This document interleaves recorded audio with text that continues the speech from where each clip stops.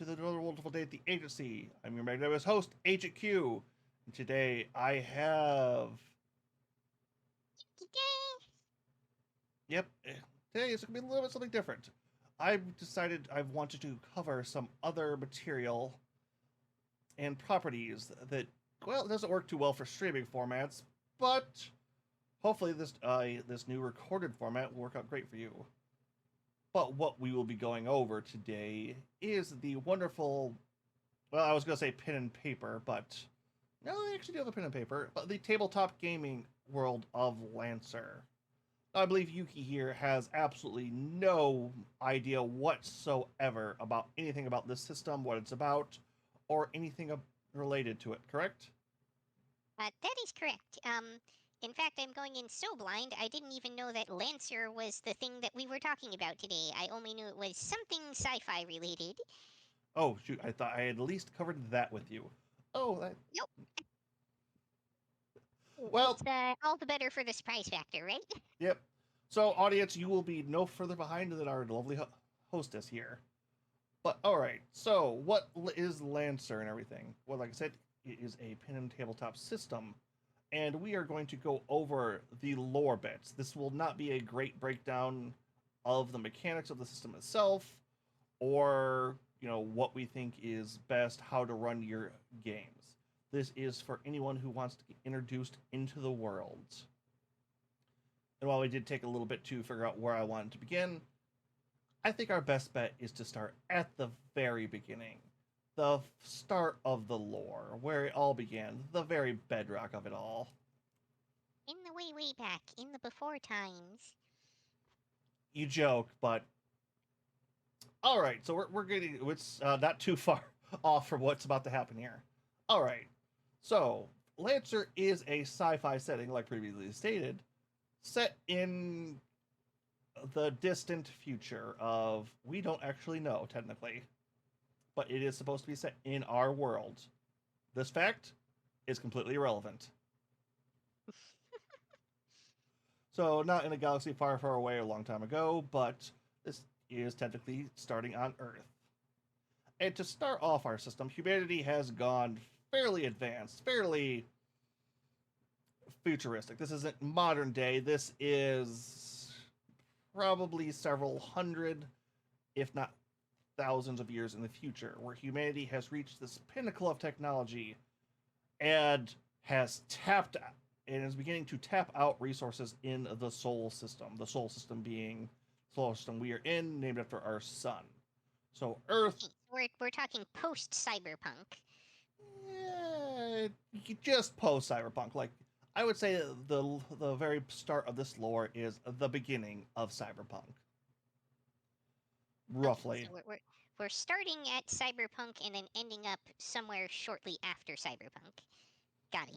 Well, we will get to that in a second because, Okay. oh dear God, does this get absolutely glorious here. All right, so to start off, it's humanity. We're getting pretty, populated. We've got colonies on Mars. We've got some settlements on Venus for reasons. We've got some space stations. We're not doing too bad. Humanity is doing pretty good, and the governments have come up with they've got these they've massive plans, massive ideas. Just they have things to do, and they've got a plan to take out. But they've got a two-step program to fix it, to get humanity on the correct path. Now, step one is actually fairly good. They're going to build um, generation ships, massive you know, generational transport ships, which can take you to other Gaia worlds or other inhabited worlds.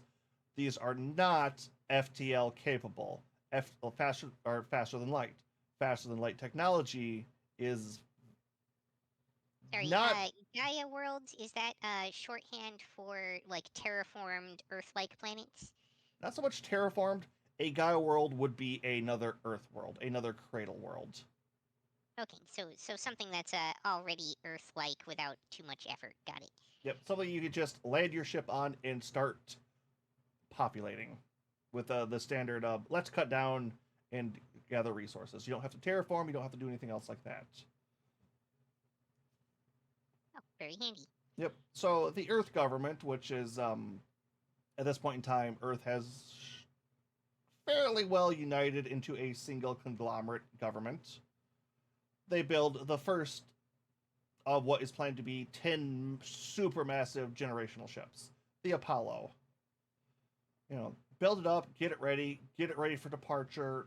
Apollo launches, gets out there, gets going, it's doing great. It's doing absolutely great. And roughly 200 years passed. When I said generational, that means anyone who launched on this ship is not going to see its landing. This is a very much a you leave here to have kids, and then those kids will have kids, and those kids will 200 years. What is that? Would be 10 generations, roughly.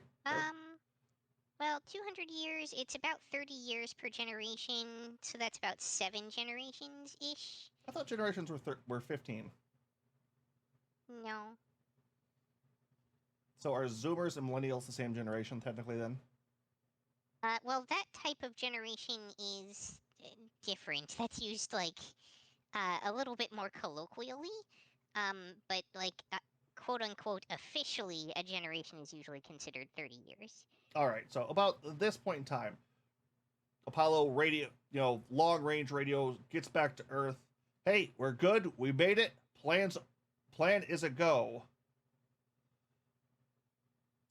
Then over, of course, about the next 800-esque years, 8, 9, give or take a little bit, the other generational ships, built, start heading out. In the middle of this, Earth finally succumbs to overpopulation, just terrible. I don't want to get into global warming hits the critical point and does not stem back. It's bad. Earth is. We hit the final tipping point. Yep, or the Earth ecosystem is collapsing. There is no longer any saving it. But they are able to get the last of the generational ships out and gone. They're going. They're out there. They're all good. Yeah. Space arcs, if you will. Yes. Which, at this point in time, phase 2 of of what would be Earth's government's plan kicks in. And would you take a wild guess on what phase 2 is, Yuki? Domination? I mean... Well... Go ahead. No, go ahead. Oh, you're not completely wrong. So, Plan 2 is the eradication of all civilization in the Sol system. Okay, so the plan is branch out in arcs and then blow up the home area. Well, mostly just all types of government, civilization, all that. Humanity goes from around 15 billion people in the Sol system to around 500,000. Interesting. Is that with the intent of being able to support and maintain the remaining people, or is that just was there a reason behind the self-destructing plan there? Yes, but that's something I will say for a little bit later. It's one of those things where this sounds like the dumbest fucking thing ever, and there's no way they didn't know it was going to happen like this. Yeah, so it's related to upcoming plot twist. I wouldn't say plot twist. It's literally this was their fucking plan. And yep, ships are out and kablooey. Humanity. What could go wrong? Yeah, humanity gets knocked down to about 500 people, which this isn't. Or 500,000 people. This isn't they're on Mars, they're in space. No, the mad dash for resources, war and kill, all that. Venus colonies, gone. Mars colonies, dead. Space colonies, starvation. The only people left are on Earth, and Earth has just about entire ecosystem has just collapsed. So things are looking good, right? Things are looking great. Things are just all according to plan. It's like Yeah. I knew this would work. So, like, basically strip mine the entire solar system to get the resources necessary to branch out humanity, and then go into, like, emergency last-ditch effort maintenance mode, I guess. Maybe. We can kind of hope, but all right. Next up, we are gonna have the next big time jump because everyone's dead. They're just dead. They're just gone. They're dead. Everyone's dead. There's nothing left. There's no government. There's small pockets of humanity that survived on this dying world. But with all the humans dead, all the machines dead, and everything else going on, the planet pulls a Wally and comes back. Now, granted, this isn't like, oh no, a couple generations. This is 5,000 years later.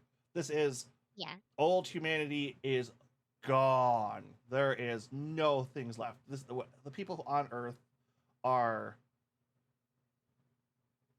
rebuilding civilization up as if they were the first.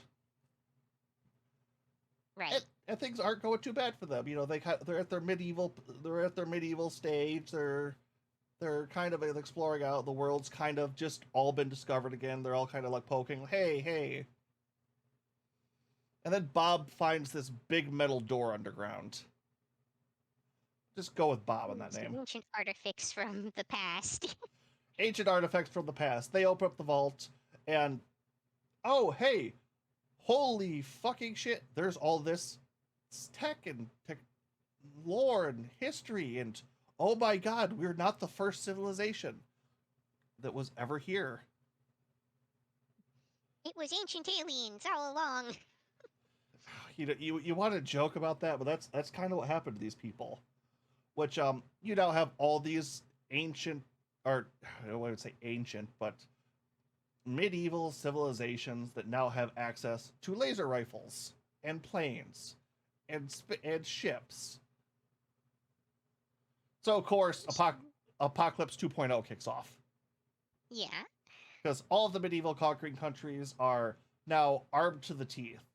Bob's Vault has also discovered nukes, and they kick off what is referred to as the Small Wars, where you have people on horseback and other things just kind of running around with laser guns, high advanced technology. And this begins for about, I would say, about 150 years. So this is a long, protracted war with nations that don't quite understand the particulars of the technology they're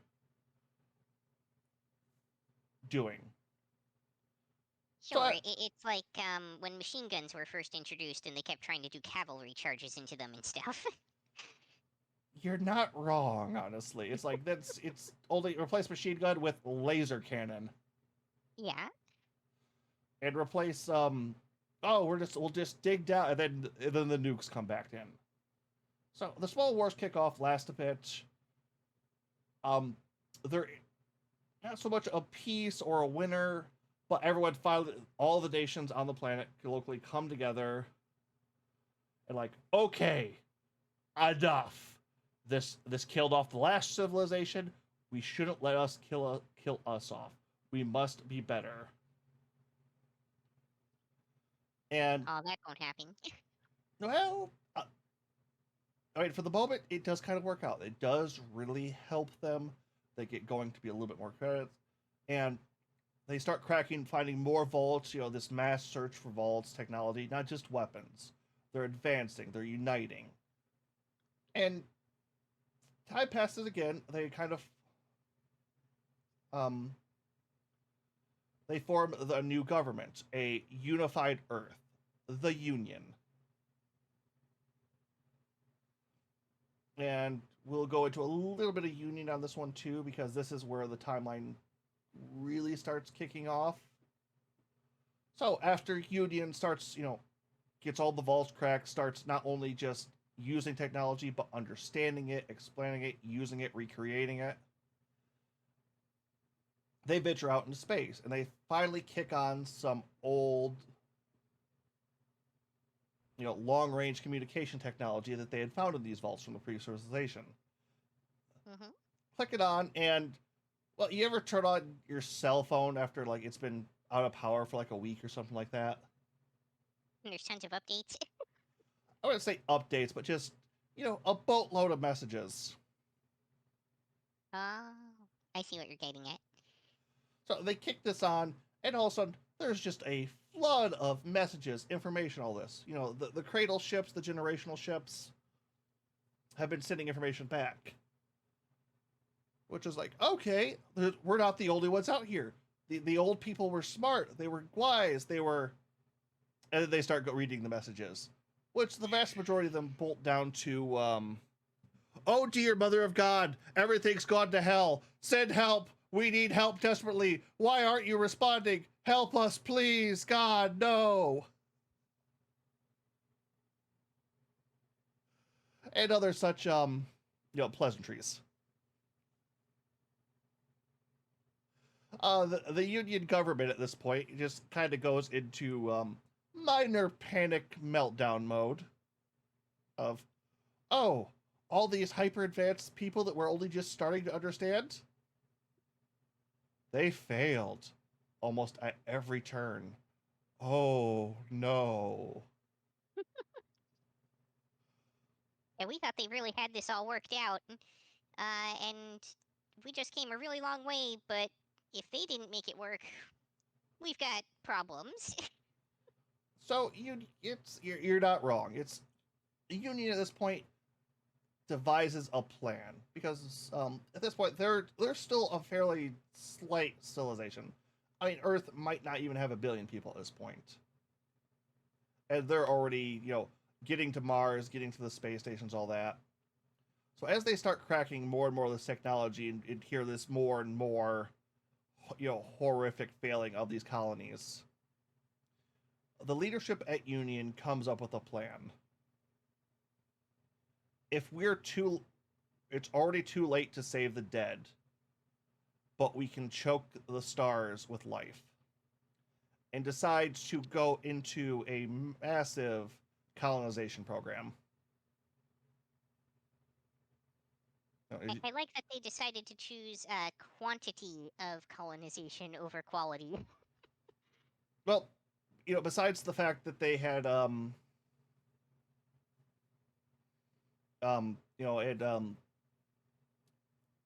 realized that the big generational ships didn't work, that a lot of the stuff that they had planned didn't work. They also managed to crack a vault that had experimental faster than light travel. Yeah, the old Earth government had just either they were saving it, if it was too expensive, it didn't work out for their plans, or it came too late, but they had finally cracked FTL drives. I see. So getting to these fast colonies, getting to these just out there places in other areas is a very reachable thing, especially if they decided to put their entire civilization behind it, which they then did. Can you imagine you're on a colony ship for like 200 years. Your entire life and existence is based around colonizing this planet when you get there. And when you arrive, it's already been colonized because the people you left behind developed FTL and got there first. It very much is kind of at that. Luckily, though, it's all of the colony ships did land. They had made it there. There is a 5,000-year gap. The problem is the colony ships weren't, for the most part, weren't capable of building a civilization up from scratch with the resources they had. It comes down to one of the things of, we still discovered like resources, metals, and other things we need on Earth that we never found before. And going to a new planet whose entire geology, ecosystem, and all that you have no conceptual idea of, it can be a little hard to find necessary resources. Yeah. And I'm assuming, there's also a good chance maybe a few things break over 200 years of travel or what have you, and all of a sudden you have like a Trigun scenario where the colony ship like crashed or blew up on landing and only pieces of it work, and Yep. Which, this point, it very much happens. Like, there are a lot of those colonies that made it out there, not in good situations, not in good standing. Which, a couple things happen at this point. They start expanding out, doing all this, but a discovery happens. Because the entire Sol system was, I don't want to say colonized, but it had a presence there. Mars had several installations. Venus had a couple. There were orbital catapults. You could get around the Sol system fairly efficiently with everything they had, and a couple of these were still in operation, or I shouldn't say operation. The they were still reasonably functional. Their superstructures and the computers that were powered down could be flipped back on. The biggest ones of that were, what was it? Oh, I had this saved somewhere. The Theseus shipyard was the biggest one. The shipyard that actually built the generational ships. Just in orbit around Moon. I believe Lagrange 1 or 2, if you're an extra sci-fi nut, which is a orbital, was it orbital, not ring, orbital stasis you can have around Earth. But they get that going. They also, start exploring the other planets. They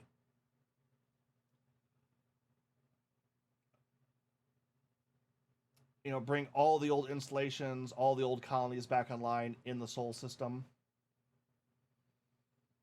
Oh, one thing I would also mention that if someone else, it'll become important later for the nomenclature. Earth is renamed to Cradle, the Cradle planet. Which, I'll give them that. It's nice to hear something that's not Earth, Terra, Gaia, the Throne World. It's the Cradle World. Very nice. The home to humanity. It is a little bit ambiguous though, because the other worlds were also referred to as Cradle Worlds. I'm glad you mentioned that. That will be important later. But one of the things they discover is a massive supercomputer complex called the Oracle Chorus installation on Mars. This is a supercomputer of such unrealistic processing power and all it does is have this central AI that can compute the entire universe, just everything down to a unreasonable level, and then run predictions off of it. Part of the reason one of those were actually living in a simulation things. And it can run simultaneous ones at the same time to get outcomes. Basically, if a butterfly flaps its wings, what does my peanut butter taste like now? And it can tell you that. And it runs it at faster than real time, so you can get predictive modeling. Yep. And they don't have one of these. They have 5 of these. The Oracle Chorus 5 supercomputer, or as they refer to it, the 5 voices, with near perfect future prediction capabilities, able to do outcomes, forecast, and just do everything to it. Part of the reason I explained that 30 years after it was built, everyone's cell phones had that much processing power. Yeah, but at the same point, the old government, with all of that power, still couldn't figure it out. Burn in ash, old Union government. But we're okay, not old Union, old Earth government. I gotta not call it Union because Union is the current main government. So Right, they're the one that rose from the ashes after things went medieval again. yeah, almost literally there. So the union, the Union Administrative Department (UAD) is formed to control interstellar expansion. Just spread out, like get over there, and goes fairly well for the most part. The old colonies that only have a handful of survivors. The Union comes in with their faster than light ships, their technology, and we're here to help. We're here to repopulate. We are here for you. Or other failed colonies where everybody's just dead, reclaiming that old technology, reestablishing their colony off the failed attempts. And Union's first expansion goes fairly smoothly, all great. Until they run into the colony that was founded with off the Apollo generation ship. The one ship that launched before anything else that called back, A-OK, it's all good, send more out. Uh-huh. And they weren't a failed colony, unfortunately for Union. Unfortunately, you say. Well, here's the thing. The group they contact has formed a new pseudo interplanetary federation. The New Federation. And when Union rolled up to them with their advanced ships, saying, "We welcome you into Union," and they just kind of went, "Nah, we good." Union, whose entire goal at this point had been, in founding principle, had been to unite all of humanity, took that kind of personally. As one might expect. Yeah.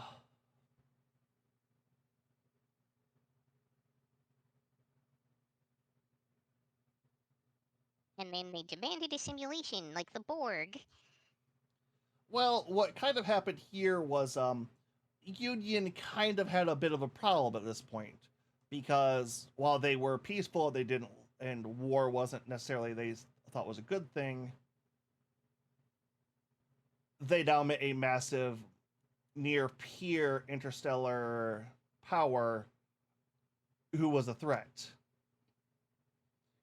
Two sides to this of we should get along, all live in harmony, and then the side with the guns that basically said, "Nah, I think we could take them." No, okay. Were they actually a threat, or was it just that they could pose a threat if they wanted to?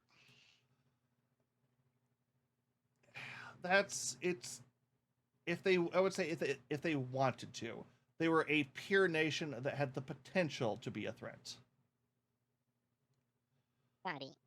And of course, that's enough, right? Well, UD, like I said, has a bit of a change, and the ruling council of Union is disbanded, and what's commonly referred to from then on there as Second Committee or the Second Council of Union takes control. Ah, here we are in phase 2 again. And phase 2 decides to launch just a massive, all right, all the ships, all the weapons, all the guns, go. Just go, go, go. It's a preemptive strike. Don't question it. Yeah. Now, this, as far as production power technology goes, Union was actually outmatched on this part. The New Federation, had been there for and progressing for 5,000 years. They only had a single ship, but time plus resources equal military industrial complex at some point. It feels like, and they were technically Union superior when it came to military forces. the thing the Union had in its advantage, though, was the five voices, able to nearly predict, calculate and progress every military action in advance to create the optimal combat experiences for their entire fleets. And that vastly tipped the scales against against the new Federation. Of course, as usual, the typical formula: take peaceful technology designed to advance harmony and secure the future of humanity, and turn it to warfare. Well, honestly, let's be fair. Those computers were probably meant for warfare to begin with. It is the military that has the most advanced and sparkly toys. Well, I suppose that is a matter of whether or not the colonization was a military effort. It was a yeah. That's I mean, what do you count NASA as? Eh. Exactly. Um, but things were going good. Things were going great. And then one of the simulations that the five supercomputers were running has a blip. Just, just a minor little blip. The problem is they kind of look through the data and it's like, that conceivably can't happen. Guy was left, hey, that blip's over here now. Oh, it also calculated it? No, it jumped from computer to computer. But they're not linked. Yes. Which basically makes all the scientists, all the forecasts, all the people who dissect the massive amounts of data these computers put out scratch their heads and go, okay, that's not conceivably possible. What the fuck? To which, when they ask the five voices, all right, the fuck is that? They respond with, it is the answer, roughly. 42.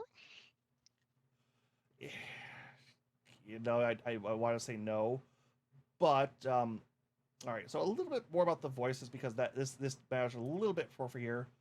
While these are five hyper advanced AIs, like I said, can produce and conceive entire universes, they are not sentient.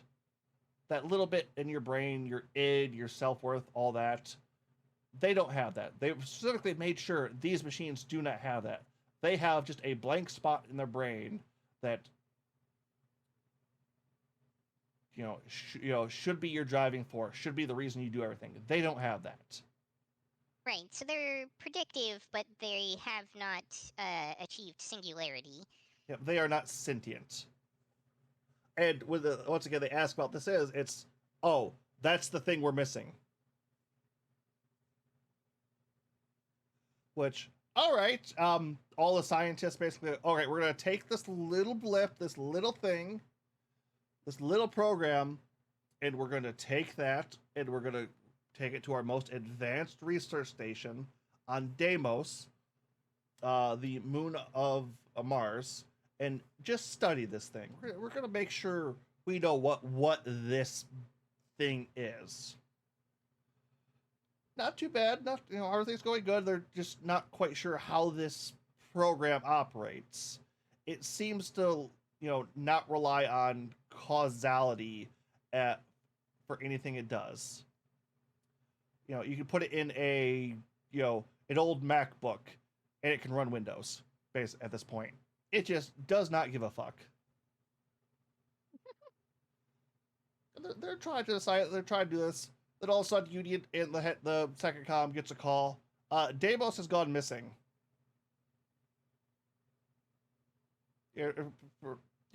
Commanders at this point. What do you mean Deimos has gone missing? The moon is gone.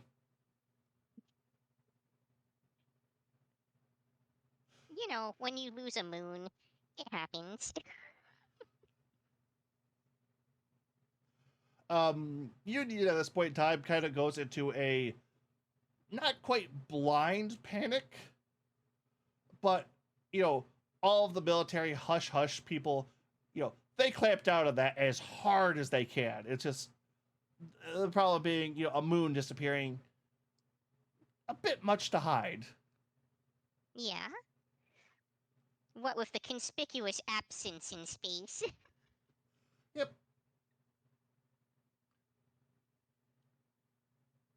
Um, not too bad, not too much going on here. Which they also need to worry about the big war they have going on. So they'll deal with the moon that disappeared later. Like we'll we'll investigate this at some other point. Well, just keep on the war effort. We'll get Future back. us problem. Yeah, future us problem. A little bit more time passes, and the moon just kind of blips back into existence. Oh, good. They have a quantum moon. Above the capital city of Mars, in low orbit, or even technically not even in orbit. It's in the atmosphere. It's just hovering above the city. It's coming right for us. You're, you're really hitting these nails on the head right overall. And then from this moon,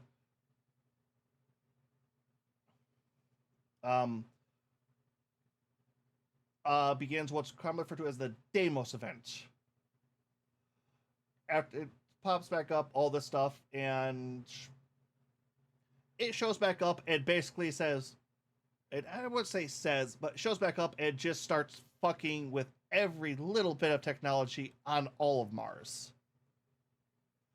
Basically, it's ripping stuff apart, taking control of stuff, and just doing whatever it pleases. Not typical moon behavior.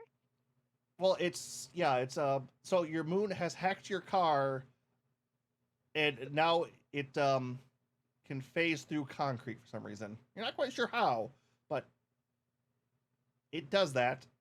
And dear God, it did it with someone you know inside of it, and they didn't phase through the concrete. This is when Union becomes the first time aware of what's commonly referred to as paracausal technology. Technology that basically tells the laws of physics to get bent. Yeah, so it's literally messing with causality and probably involving parallel universes just from the name itself. Yeah, very much that. So after a little bit of period of this time, Union basically sends out the recall to all of their fleets. Get back to Cradle now, dear God. Wait Help a us. second.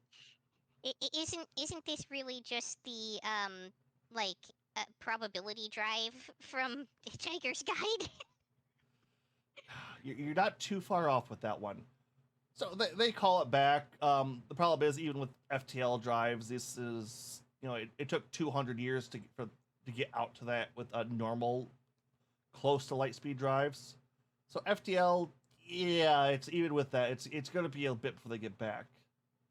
But the moon kind of backs off, calls down nice, and then communicates with the head of the Union committee. It's in some of the well-known scientists who are physically the same. It's not them anymore.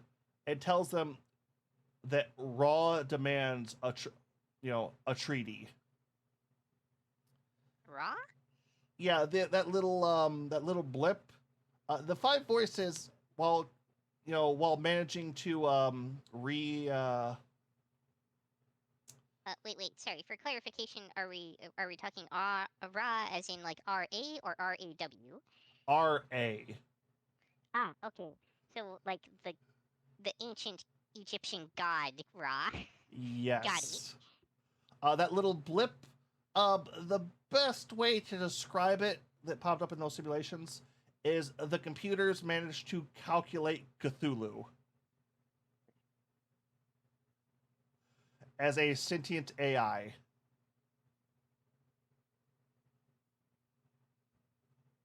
And in the process, we have now, as a civilization, stumbled upon the realm of gods.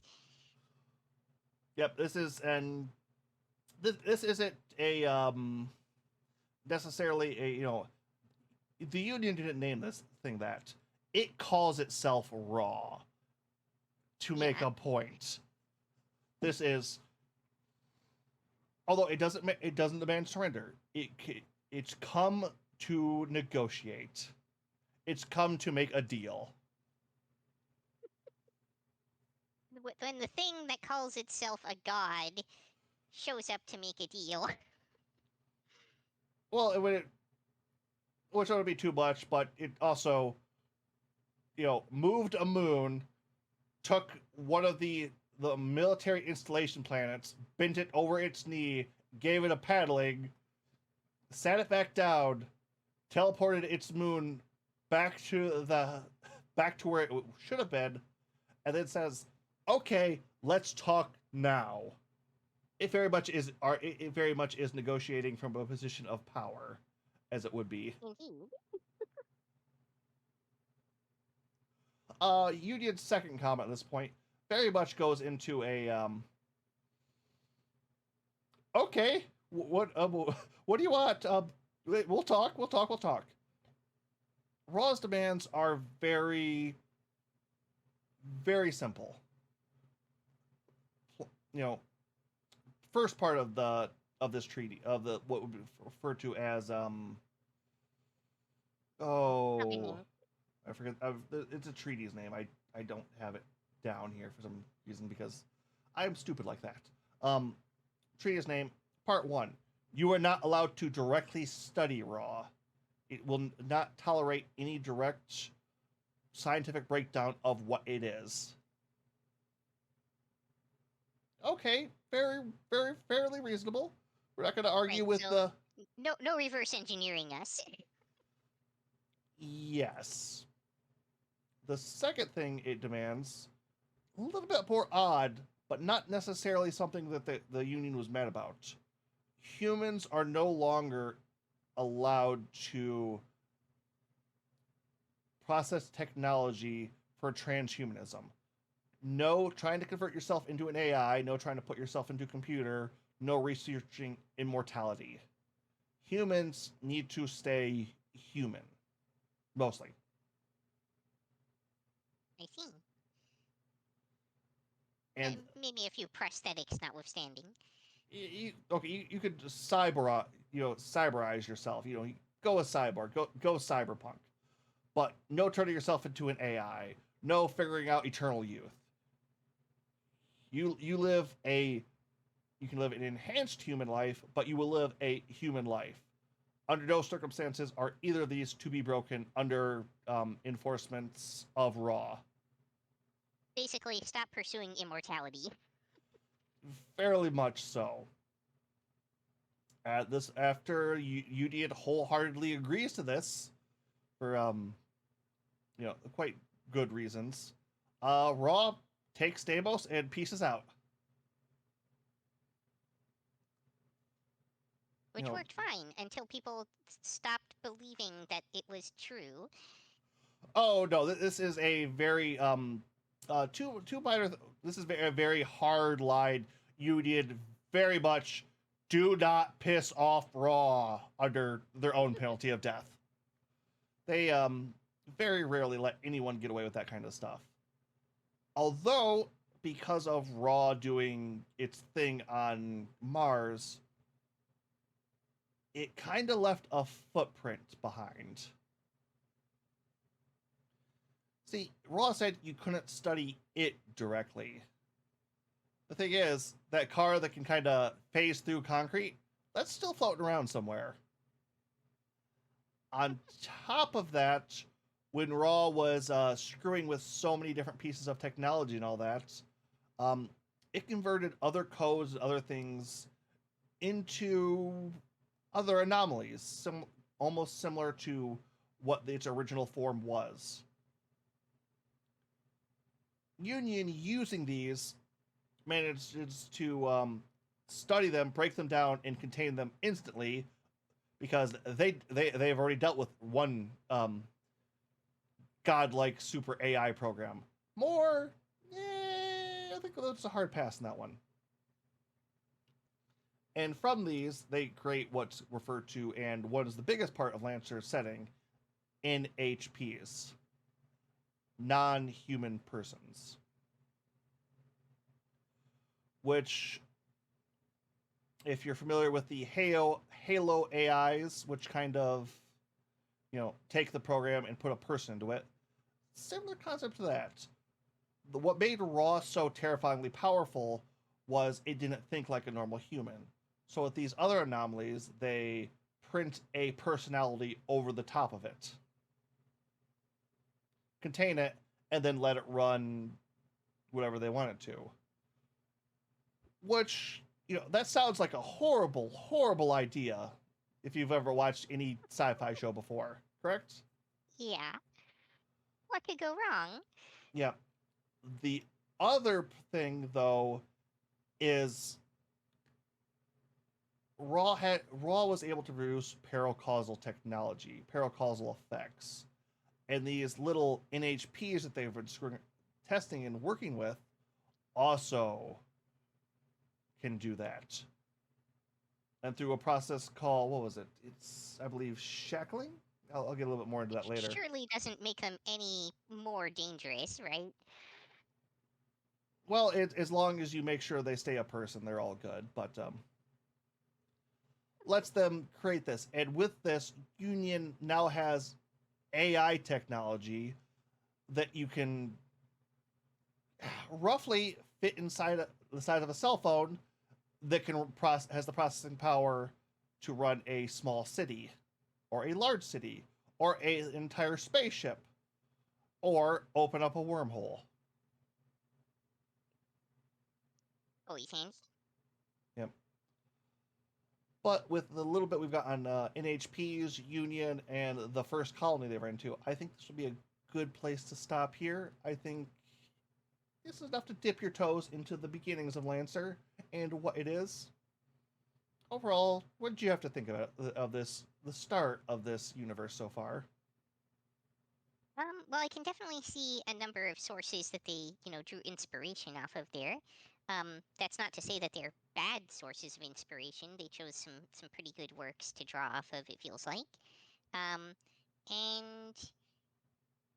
clearly, although they agreed to the terms set forth to them, the next step is fight God. Um, so, you know, it, I get a lot of sense of the human history repeating thing and the underlying theme of warlike behavior and tribalism that kind of seems to crop up repeatedly throughout human history. Um, and yeah, I can see how this would be an interesting setup, but I'm not sure how all of this translates into from the lore translates into a tabletop setting, because it feels like um this would kind of, at this tech level, eschew a lot of the basics of usual tabletop combat and everything, because you wouldn't really have like traversal is no longer a necessary thing when you can FTL and open wormholes, for instance. Yep. That is something we'll be getting into later. This is very much the bare basics of the setting of the world. A lot of the stuff that really sets the Union apart, we'll be getting into in a following episode. This very much was the bedrock, the as deep down foundation as you could get. Fair enough. Yeah, there'll be. So we're probably not even really into the modern quote unquote setting yet, which I suspect we're gonna have at least one more major catastrophe before then, if not more than one. Oh, we've got about if we're going on the timeline here. Where we've hit about that'll be one thing I will bring up. The collapse period is commonly referred to as before Union and post founding of Union is now the foundation period, and the colony is set to, and the calendar is currently set to, was it BU and U. We with this explanation, we are up to the 3,000 year of the 3,000 years into Union's history. The current timeline setting is at 5,000. Got it. So I don't know. So between before Union and post Union, we have covered about 9,000 years of human history. I think that's a good episode. But as history tends to go, I expect it will get a lot denser the closer we get to modern era. Oh yeah, just establishing that the new federation, the first colony they were in, the first established colony they went into, and establishing Raw were the two things I was honestly debating on getting started for this episode. But we had some time and we got there a little quicker than I thought we would. But for everyone watching, that's going to be it, and we hope to see you next time. Later. Bye bye, everybody. Matane.